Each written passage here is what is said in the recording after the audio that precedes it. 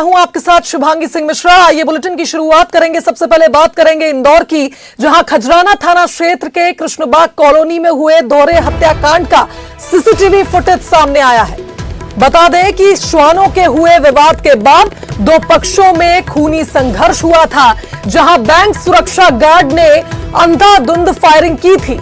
इस फायरिंग में दो लोगों की मौत हो गई थी, 6 लोग घायल हुए थे। वहीं आरोपी सुरक्षा गार्ड राजपाल राजावत को गिरफ्तार किया गया है। बता दें कि आरोपी राजपाल राजावत के बेटे और भाई पर भी मामला दर्ज हुआ है।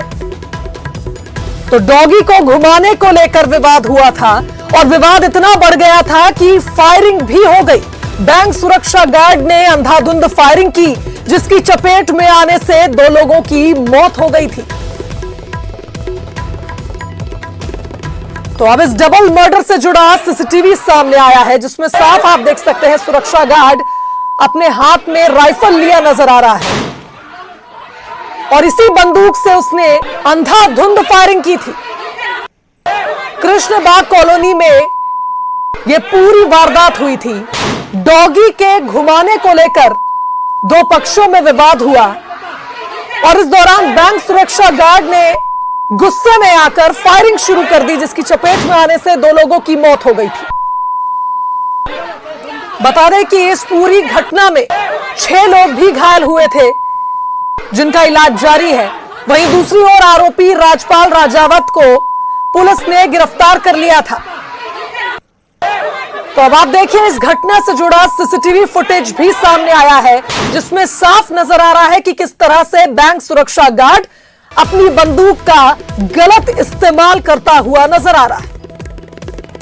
3 तस्वीरें आप देख सकते हैं टीवी स्क्रीन पर इस डबल मर्डर से जुड़ी, और अब यह सीसीटीवी फुटेज भी आप देखिए किस तरह से डॉगी को घुमाने को लेकर विवाद हुआ था। देखिए श्वानों का यह विवाद, जिसने 2 लोगों की जान ले ली। बैंक सुरक्षा गार्ड ने बिना कुछ सोचे समझे अंधाधुंध फायरिंग शुरू कर दी थी, जिसकी चपेट में 2 लोग आ गए थे। डॉगी को घुमाने को लेकर यह विवाद हुआ। पहले आपने देखा सीसीटीवी फुटेज में किस तरह से श्वानों में विवाद हो रहा है, और फिर इसी के चलते 2 पक्ष आपस में भिड़ गए, जहां बैंक सुरक्षा गार्ड ने अंधाधुंध फायरिंग की। इसके चलते 2 लोगों की मौत हो गई और 6 लोग घायल हो गए।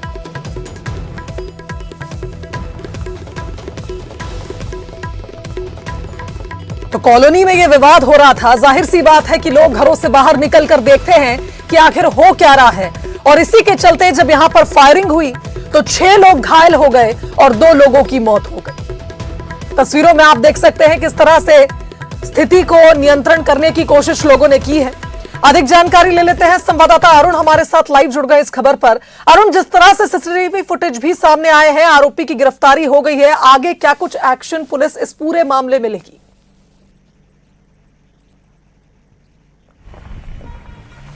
बिल्कुल, देखिए आगे अगर पुलिस की बात की जाए तो अब उसको कोर्ट में पेश किया जाएगा और पुलिस रिमांड पर भी ले सकती है पूछताछ के लिए।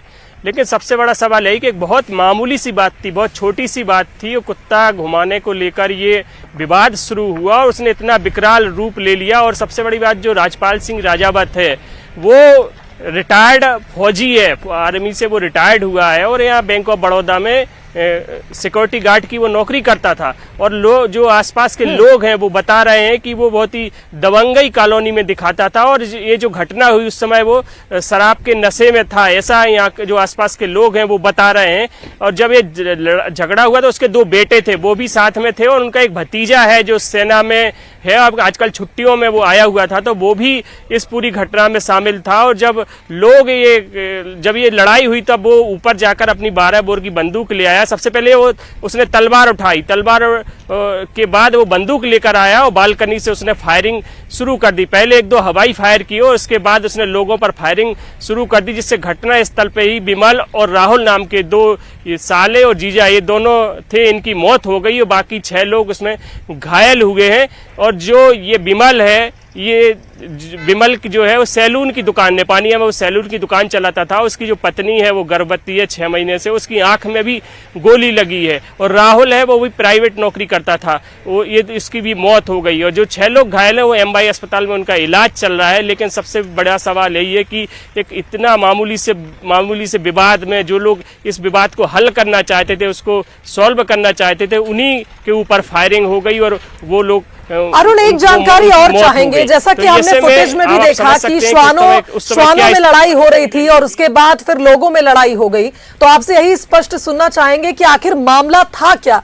मामूली सा ये विवाद था, तो विवाद की जड़ आखिर क्या थी? किस तरह से ये विवाद शुरू हुआ?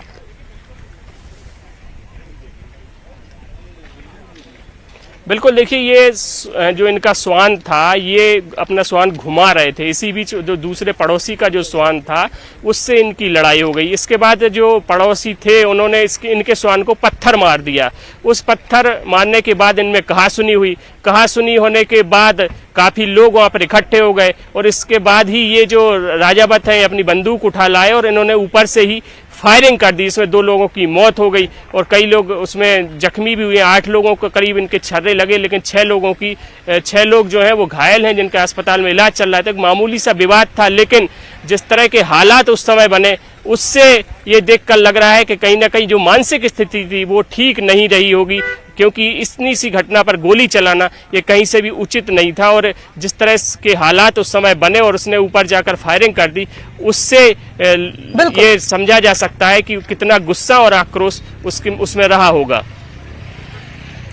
बिल्कुल सही कहा अरुण आपने। एक छोटी सी बात थी और उसका इतना बड़ा बतंगड़ बनाना और फिर गोली चलाना बहुत बड़ा क्राइम इसे हम कहेंगे, और निश्चित ही अब आगे की कार्यवाही भी देखने लायक होगी। बहुत शुक्रिया आपका तमाम बातचीत के लिए। चलिए आगे बढ़ेंगे। टीकमगढ़ से बड़ी खबर आपको बताते हैं, जहां युवक के साथ अमानवीयता हुई है। कपड़े उतारकर आरोपियों ने युवक की पिटाई की है। एक आरोपी ने मारपीट का वीडियो भी बनाया है। घर में घुसकर एक युवक के साथ मारपीट की गई। देहात थाना क्षेत्र के भगत नगर की एक घटना बताई जा रही है। पलेरा थाने में मामला दर्ज हो चुका है। जरा तस्वीरें आप देखिए, किस तरह से युवक के कपड़े उतारकर उसके साथ बेरहमी से मारपीट हो रही है और एक युवक इसका वीडियो भी बना रहा है।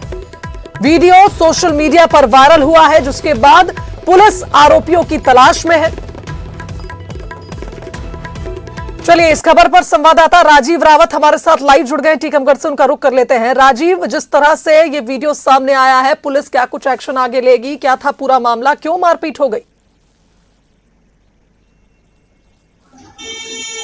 देखिए, ये भगत नगर कॉलोनी की घटना है। चूंकि जब आरोपी की पिटाई हुई थी तो शायद वीडियो या 15 अगस्त का बताया जा रहा है, जब आरोपी के जो पीड़ित है उसके घर में आरोपियों ने घुसकर मारपीट की थी और 3 लोगों ने घर में घुसकर मारपीट की थी और 2 लोग बड़ी ही बेरहमी से पीड़ित को मार रहे थे आरोपी। और इसके बाद एक जो आरोपी है वो लगातार इसका वीडियो भी बना रहा था, लेकिन जो पीड़ित है उसने आरोपियों के डर से इस मामले की शिकायत पुलिस में नहीं की थी और वह अपने घर चला गया था। जिसके बाद जो आरोपी हैं तो उनके हौसले बुलंद हो गए और उन्होंने यह वीडियो सोशल मीडिया पर वायरल कर दिया, क्योंकि उनको भय नहीं था कि इस तरह की जो घटना है वो सामने आ जाएगी और पुलिस इस मामले को संज्ञान में तत्परता से लेगी। जैसे ही वीडियो सोशल मीडिया पर वायरल हुआ तो पुलिस ने इस मामले को गंभीरता से लिया और इसके बाद पुलिस ने तुरंत मामले को जांच में लिया और इसके बाद 0 पर जो पलेरा थाना है उसमें क्राइमिंग की गई हो और आरोपियों की तलाश की जा रही है। बताया जा रहा है कि यह जो पीड़ित है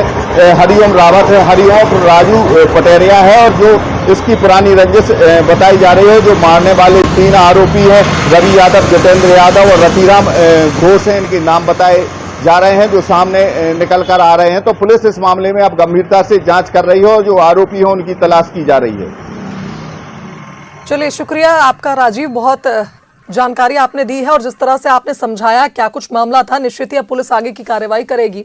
आगे बढ़ते हैं सतना से बड़ी खबर, जहां 5 साल की मासूम से रेप के मामले में अब एक्शन लिया गया है। रेप करने वाले आरोपी के घर पर प्रशासन का बुलडोजर चला है। अवैध निर्माण पर यह बुलडोजर चलाया गया।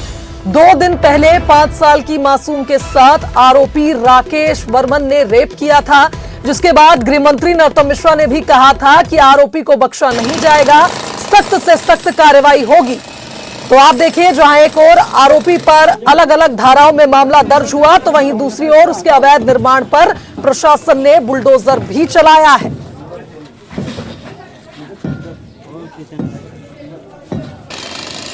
तो बता दें कि आरोपी पहले भी रेप के मामले में जेल में बंद था, सजा काट कर आया था और जैसे ही जेल से बाहर निकला उसने फिर एक दरिंदगी की, 5 साल की मासूम के साथ दुष्कर्म किया, जिसके बाद आरोपी के खिलाफ कई धाराओं में मामला दर्ज हुआ और अब प्रशासन ने एक्शन लेते हुए उसके अवैध निर्माण पर बुलडोजर चलाया है। चलिए, इस खबर पर संवाददाता शिवेंद्र हमारे साथ लाइव जुड़ गए, उनका रुख कर लेते हैं। शिवेंद्र, जिस तरह से गृह मंत्री ने कहा था सख्त से सख्त कार्रवाई होगी, अपराधियों को मध्य प्रदेश में बख्शा नहीं जाएगा।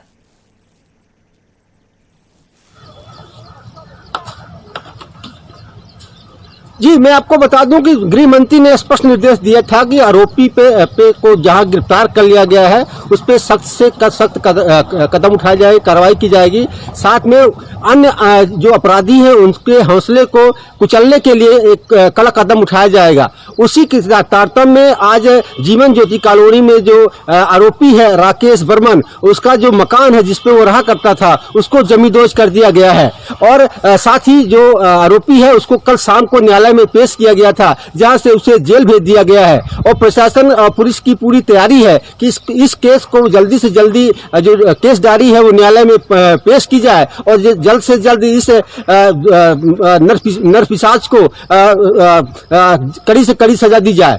वहीं मैं आपको बता दूं कि मासूम का जो उपचार मेडिकल कॉलेज रीवा में चल रहा है उसका कल शाम को सफल सर्जरी हो गई है और उसकी जो स्थिति है अब नॉर्मल बताई जा रही है। और तो ऐसे में यहां आज सख्त कदम उठाया गया सतना में और उसके घर को जमींदोज कर दिया गया है। चलिए, शुक्रिया शिवेंद्र जानकारी के लिए। तो देखिए, जिस तरह से मासूम के साथ दरिंदगी की थी और अब अपराधी के अवैध निर्माण पर बुलडोजर भी चल चुका है। चलिए आगे बढ़ेंगे, भिंड का रुख करेंगे, जहां टोल लेने पर दबंगों ने अपनी दबंगई दिखाई। दरअसल दबंगों ने टोल प्लाजा के बूथ में घुसकर पैसे बाहर फेंक दिए और इसका वीडियो भी सामने आया है, सीसीटीवी फुटेज सामने आया है। आरोपी दबंग मौके से फरार हो गया। अटेर थाना क्षेत्र पारा टोल प्लाजा का यह मामला बताया जा रहा है। दबंगई देखिए, किस तरह से आरोपी अंदर घुसता है और कैबिन में रखे हुए पैसों को बाहर फेंकता है। इधर पुलिस भी मौके पर पहुंची, जिसके बाद अब मामले की जांच की जा रही है। इस सीसीटीवी फुटेज के आधार पर ही आरोपी की तलाश होगी। टोल लेने पर दबंगों ने अपनी दबंगई दिखाई और कैबिन में घुसकर वहां रखे पैसों को सड़क पर फेंक दिया।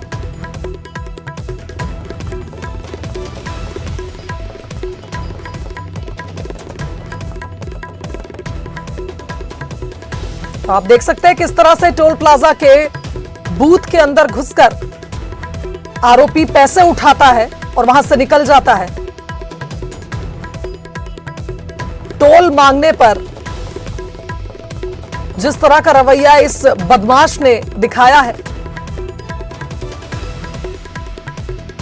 भिंड से बड़ी खबर आपको बता रहे हैं, जहां टोल लेने पर दबंगों ने अपनी दबंगई दिखाई और टोल प्लाजा के बूथ में घुसकर वहां रखे पैसे उठा लिए। अधिक जानकारी ले लेते हैं, संवाददाता रवि रमन त्रिपाठी हमारे साथ फोन लाइन पर जुड़ गए हैं। रवि रमन, आपसे जानना चाहेंगे क्या था मामला, आरोपी की पहचान अब तक हो पाई या नहीं? शिवांगी, मैं आपको बताऊं कि ये अटेर थाना अंतर्गत जो पारा टोल टैक्स है, प्रतापपुरा मार्ग पर जो हाईवे बना है वहां पर टोल टैक्स लगाया गया है, जहां पर भिंड जिले में लगातार दबंगों के द्वारा दबंगी करने के मामले जो सामने निकल कर आ रहे हैं। उसी में से एक जो टोल कर्मी के द्वारा जब फास्टैग से उसका पेमेंट कट गया गाड़ी का, तो 2 दिन पुराना मामला है और इसके बाद वो टेस्ट में आकर उसने दबंगी दिखाई और दबंगी दिखाने के बाद जो सीसीटीवी वहां पर केबिन में लगा हुआ था बूथ के अंदर पे, वहां पे एक कैमरे में कैद भी हो गया है आरोपी के। वो वहां पर जो रुपए उठाए उसने और वो बाहर लेके निकल गया है। पुलिस इस मामले को लेकर बता रही है कि अभी जो फरियादी हैं वो थाने नहीं आए हैं शिकायत करने, लेकिन अगर यदि थाने आते हैं तो उन पर निश्चित तौर पर कार्रवाई की जाएगी। लेकिन यहाँ पर हौसले बदमाशों के जरूर देखे जा सकते हैं कि कितने बुलंद हैं। जी चलिए ठीक है, बहुत शुक्रिया रवि रमन आपका तमाम बातचीत के लिए।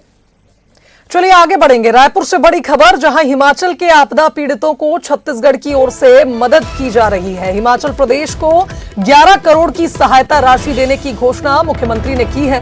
बता दें कि मुख्यमंत्री भूपेश बघेल ने 11 करोड़ रुपए देने की घोषणा की। आपदा की घड़ी में छत्तीसगढ़ हिमाचल के साथ है।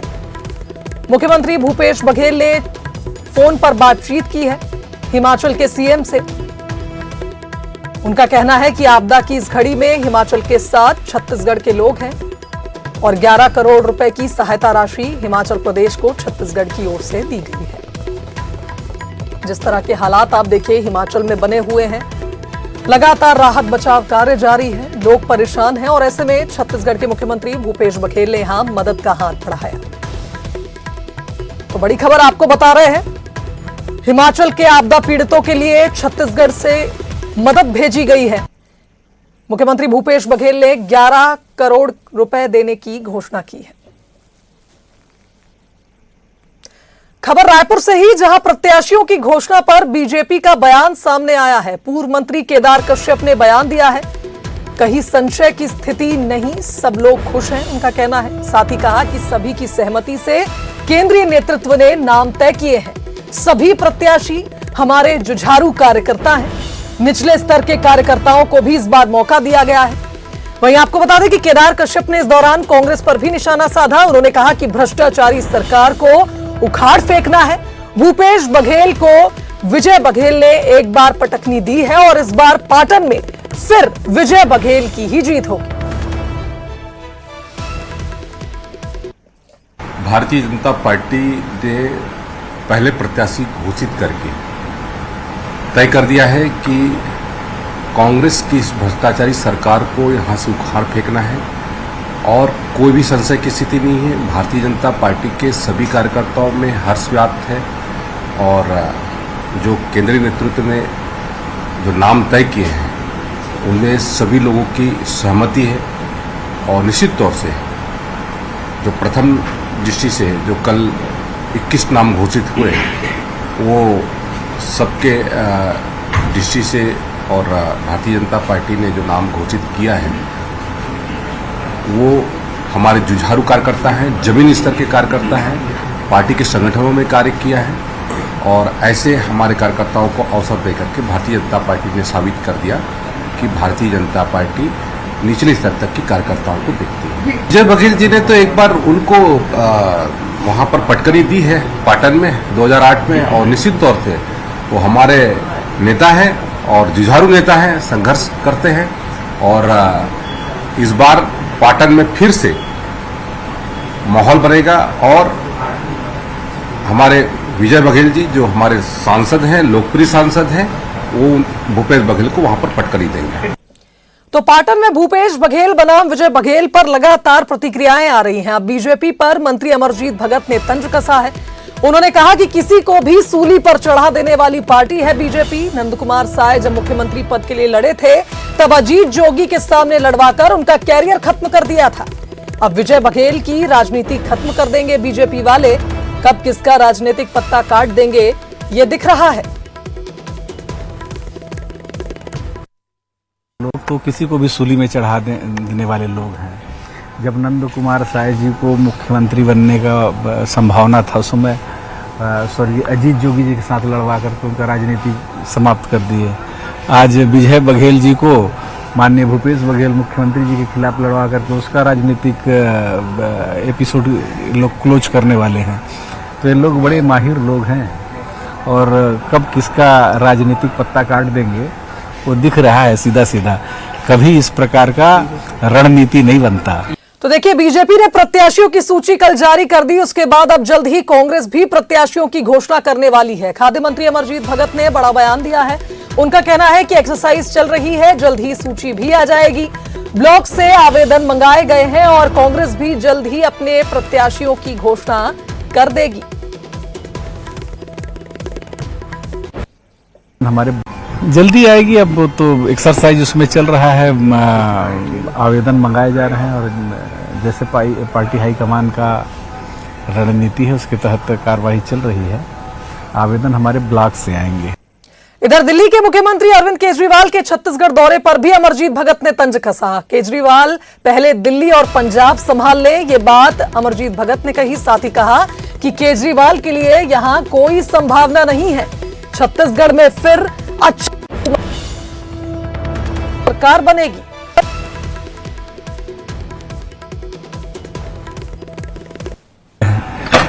पंजाब संभाल ले, उधर क्या है, हवा निकल गया है। अब इधर आकर के क्या करेंगे, सब आ रहे हैं अपना अपना वो लेने, लेकिन इधर दूर दूर तक संभावना नहीं। एक तरफ सहयोग की बात करते हैं दिल्ली में, यहाँ दूर दूर तक कोई संभावना नहीं है। यहाँ कांग्रेस ही आएगी और अच्छे बहुमत के साथ आएगी। आदिवासी क्षेत्र है और आदिवासी 32-33 लोग जीत करके आते हैं सामान्य सीट से भी। सरकार बनाने में उनकी महत्वपूर्ण भूमिका। तो इसी के साथ इस बुलेटिन में फिलहाल इतना ही। दीजिए इजाजत, नमस्कार।